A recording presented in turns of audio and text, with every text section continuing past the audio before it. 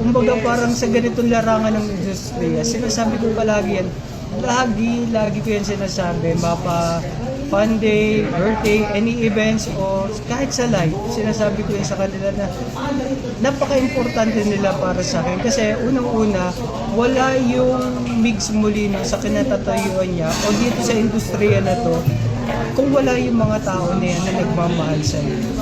Kasi di ba, baliwala yung yung pangalan mo kung wala namang sumusuporta sa iyo, wala namang nagmamahal sa iyo, di ba? Importante sa akin yan, pagkasama ko kasi sila, open ako.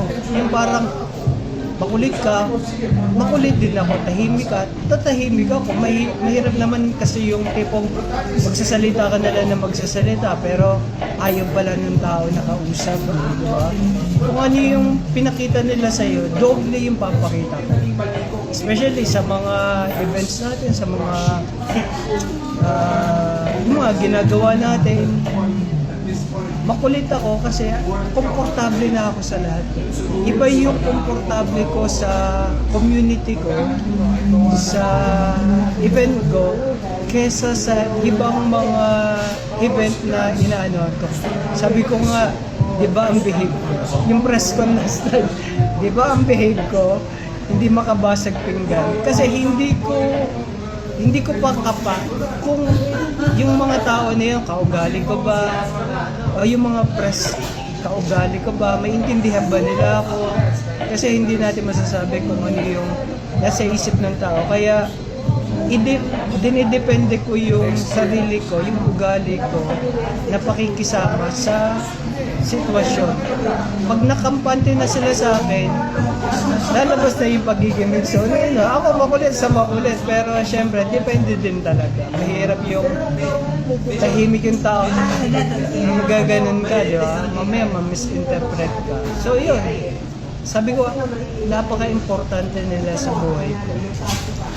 Yung suporta nila simula noon hanggang ngayon, nandyan. Hindi ibig sabihin na hindi nila ako masyado nakikita o hindi masyado ako nakikipag-usap sa iba. Hindi ibig sabihin nun na parang sinaset aside ko na yung kahit sa isip nila na nandito naman kami sumusuporta pero hindi ko nilalagay yung sarili ko na gano'n. Hanggat maaari kakayanin ko na i-embrace sila sa tuwing na nakakasama, nakukusap ko sila, it's either na sa personal, sa event, or sa live. Inaano ko yan. Kung gaano, kung alam lang nila, kung gaano ko sila kamahal, ka-importante, sinusuklian ko yung pagmamahal na binibigay nila. Kasi yun lang yung pwede kong maibigay sa kanila. Yun lang yung sukli na pwede ko na ibigay sa kanila. Paulit-ulit kong sasabihin, maraming salamat sa lahat ng support. Sabi ko nga din, palagi ko sinasabi, kung ano yung kamalian ko, minsan, okay sa kanila, tama sa kanila, kaya ang sarap isipin na yung pagmamahal nila sobrang solid. Kaya thank you sa lahat. Hindi dahil nakatutok tong ganito, sabi ko nga natin, wala yung camera, nag-uusap-usap tayo. Pero yun, importante para sa akin yung mga tao nagmamahal din sa akin.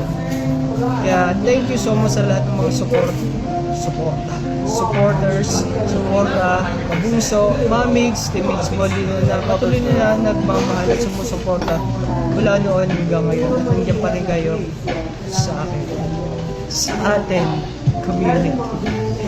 Ayan, God bless sa inyo mga kabunso ha. Love you all. Once again, this is Migs Molino na nagsasabing happy na. Kaya naman, ingat, God bless and bye-bye.